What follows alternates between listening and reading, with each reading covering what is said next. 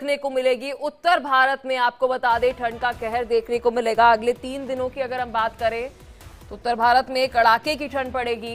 Delhi, UP, Haryana में घना कोहरा जो है वह छाएगा। नोएडा, फरीदाबाद और गुरुग्राम में भी आपको बता दें कि विजिबिलिटी लो रहेगी। राजस्थान में ठंड और बारिश की दोहरी मार देखने को मिलेगी। तो वहीं दूसरी तरफ मौसम विभाग की बात करें तो आईएमडी ने ऑरेंज अलर्ट जारी किया है। सर्द हवाओं से ठिठुरन बढ़ेगी। और वहीं अगर बात करें उत्तर भारत में श्रीनगर की, तो श्रीनगर में आपको बता दें कि तापमान जो है वह माइनस में जा पहुंचा है। यहाँ पे -6 डिग्री जो है जम्मू कश्मीर के श्रीनगर में तापमान। कश्मीर में ठंड से लोग जो है वह परेशान है। लेकिन इस बीच आपको बता दें झरने तक जमने लगे हैं। डल लेक की तस्वीरें आपको दिखाई दी थी किस तरीके से डल लेक भी जम गई है। लेकिन एक बार ये तस्वीरें देखिए, ये अलग अलग राज्यों की तस्वीरें हैं। दिल्ली से ये तस्वीर आपको दिखा रहे हैं क्योंकि इस वक्त दिल्ली की अगर बात करें तो सुबह सुबह जब लोग साइकिलिंग के लिए निकलते हैं, सैर सपाटे के लिए निकलते हैं, वहां पर विजिबिलिटी बहुत लो रहती है। तो वही प्रयागराज की, यूपी की भी बात करें तो यहाँ पर उत्तर प्रदेश में कई सारी जगहों पर विजिबिलिटी काफ़ी लो है, जो गाजियाबाद की तस्वीर में आप देख पाएंगे। तो वही अयोध्या की इस तस्वीर में आप देखेंगे कि किस तरह से लोग अलाव का सहारा जो है वह ले रहे हैं। दिल्ली की भी ये तस्वीर जहाँ पर घना कोहरा छाया हुआ है। राजस्थान के अजमेर में भी लोग अलाव का सहारा लेते हुए नजर आ रही है। तो वही कर्नाटक में भी ठंड जो है वह कुछ बड़ी है। तो देखिए अलग अलग राज्यों की ये तस्वीरें हैं क्योंकि ठंड जो है बता दें आपको कि बढ़ती हुई नज़र आ रही है। और ठंड की वजह से बता दें कि लोगों को परेशानियों का भी सामना करना पड़ रहा है। यातायात बहुत ज़्यादा प्रभावित रहता है। खासतौर पर अगर हम नेशनल हाईवेज़ की बात करें तो यहाँ पर सबसे ज़्यादा प्रभाव यातायात पे पड़ते हुए नजर आता है। उत्तर प्रदेश की अगर हम बात करें तो उत्तर प्रदेश में पीछे ये जानकारी जो है वह सामने आई थी कि कई सारी जगहों पर जो विजिबिलिटी है वो बहुत लो नज़र आ रही है। तो ये तस्वीरें देखिए, आपको अलग अलग राज्यों से ये तस्वीरें जो है वह दिखा रहे हैं। और इस बीच खबर पर और अधिक अपडेट के साथ मेरे सहयोगी अखंड हमारे साथ लखनऊ से जुड़ चुके हैं। अखंड, देखिए उत्तर प्रदेश की अगर हम बात करें कड़ाके की ठंड तो पड़ रही है लेकिन विजिबिलिटी बहुत लो है, यातायात बहुत प्रभावित हो रहा है।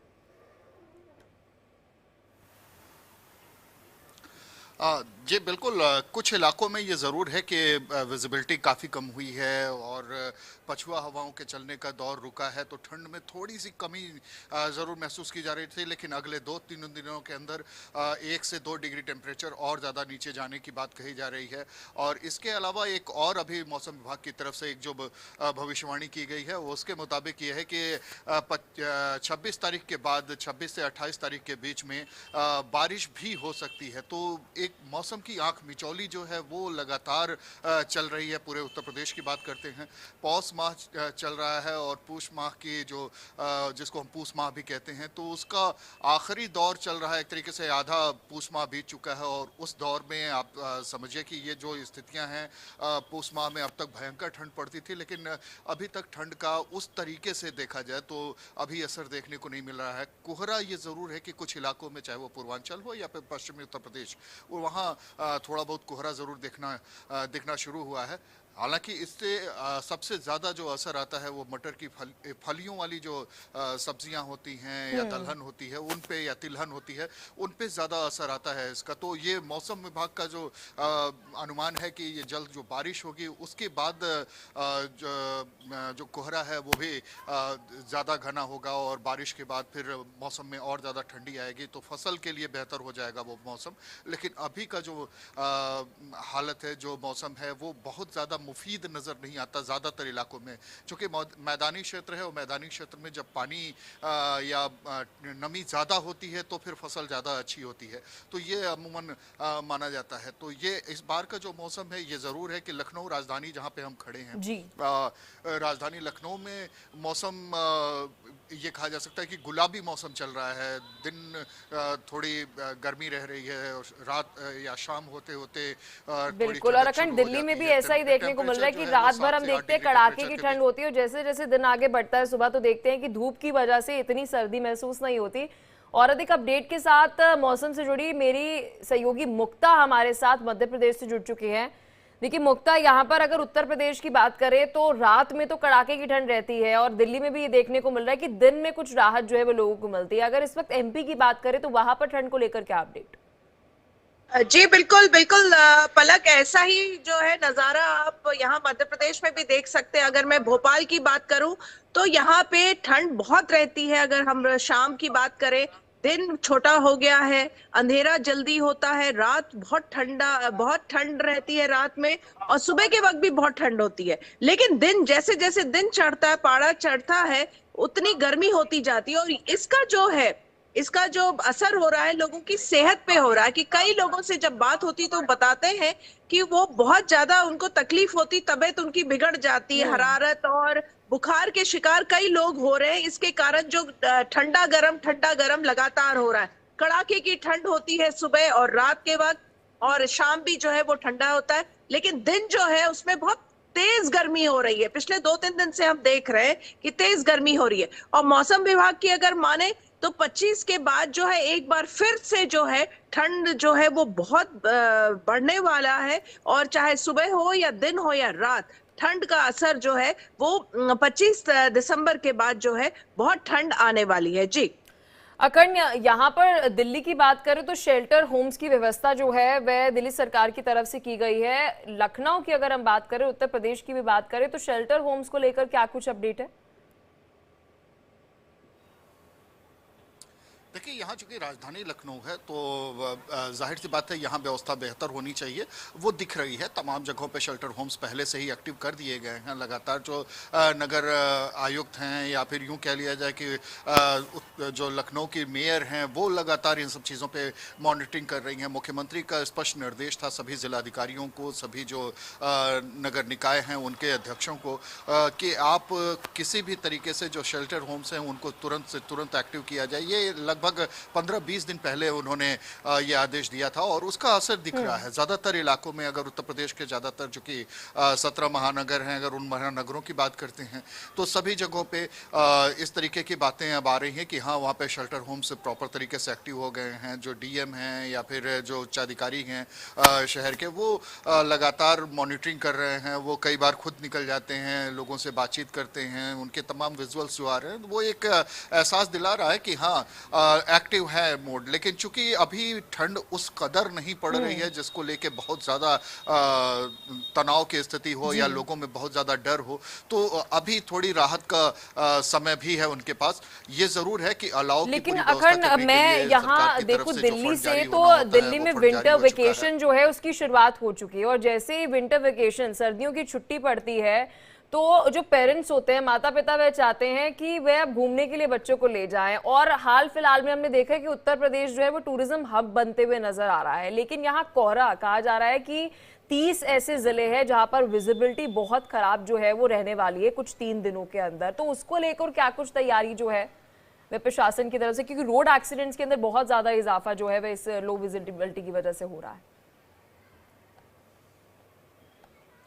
देखिए, इसके लिए जगह जगह जो हाईवेज हैं या जो एक्सप्रेसवेज हैं उन पे ये बार बार चेतावनी दी जा रही है कि आप ओवर स्पीडिंग ना करें। कोहरा है तो मौसम को देख के, या जो बाहर आप निकल रहे हैं अचानक से कोहरा आ जाता है, तो ऐसे स्थितियों में स्पीड लिमिट में चलें, आप लाइट्स जला के चलें अगर कोहरा है तो। ये सारी चीज़ें लगातार ट्रैफिक डिपार्टमेंट की तरफ से भी ताकीद की जा रही है, बार बार इसको बताया जा रहा है। इसके अलावा जब आप एक्सप्रेसवेज या हाईवेज पे आप निकलते हैं तो अक्सर इस चीज़ की जानकारी वहाँ पे लिखी हुई दिखाई देती है। हालांकि अलग से कोई मुहिम चलाया जा रहा हो, ऐसी चीज़ अभी देखने को नहीं मिली है।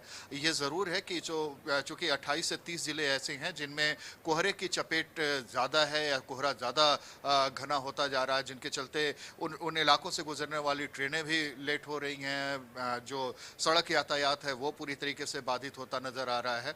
लेकिन अभी भी अगर ये कहा जाए कि कोई चेतावनी को लेके कोई बहुत बड़ा अलर्ट जारी किया जा रहा है या लोगों को अवेयर करने के लिए कोई बहुत बड़ी मुहिम चलाई जा रही है, तो ऐसा अभी देखने को नहीं मिला है।